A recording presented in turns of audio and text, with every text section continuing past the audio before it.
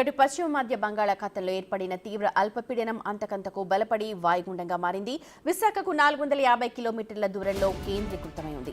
ఆ తర్వాత ఉత్తర ఈశాన్య దిశగా కదులుతూ 24 గంటల్లో తీవ్ర వాయుగుండంగా కొనసాగుతుంది. దీని ప్రభావంతో ఇవాళ ఏపీలోని పలు ప్రాంతాల్లో మోస్తరు నుంచి మరికొన్ని చోట్ల భారీ వర్షాలు పడతాయని వాతావరణ శాఖ తెలుపుతోంది.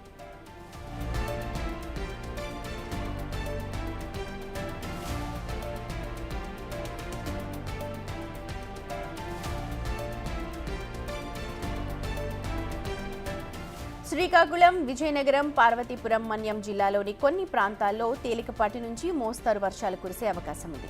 అలాగే అల్లూరి సీతారామరాజు, విశాఖపట్నం, అనకాపల్లి, కాకినాడ, కోనసీమ, తూర్పుగోదావరి, పశ్చిమ గోదావరి, ఏలూరు, నెల్లూరు, కర్నూలు, నంద్యాల, అనంతపురం, వైఎస్ఆర్ అన్నమయ్య, శ్రీ సత్యసాయి, చిత్తూరు, తిరుపతి జిల్లాల్లోని కొన్ని ప్రాంతాల్లో తేలికపాటి నుంచి మోస్తరు వర్షాలు కురిసే అవకాశం ఉందని రాష్ట్ర విపత్తుల నిర్వహణ సంస్థ తెలుపుతోంది.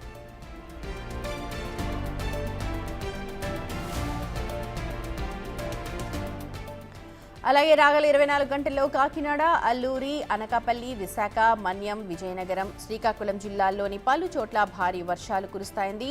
తీరం వెంబడి గంటకు 40 నుంచి 50 కిలోమీటర్లు, గరిష్టంగా 60 కిలోమీటర్ల వేగంతో గాలులు వీస్తాయని వాతావరణ శాఖ పేర్కొంది. ఇక మత్స్యకారులు చేపల వేటకు వెళ్లరాదని హెచ్చరిస్తున్నారు. కళింగపట్నం నుంచి మచిలీపట్నం వరకు ఉన్న అన్ని పోర్టులలో 3వ నెంబరు ప్రమాద హెచ్చరికను జారీ చేశారు.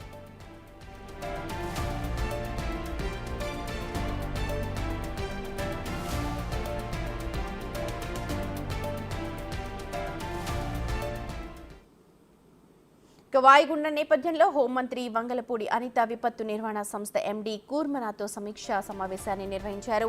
ఇవాళ ఉత్తరాంధ్రలో మోస్తరు వర్షాలు కురిసే అవకాశం ఉండడంతో ఆయా జిల్లాల అధికార యంత్రాంగాన్ని అప్రమత్తం చేశారు.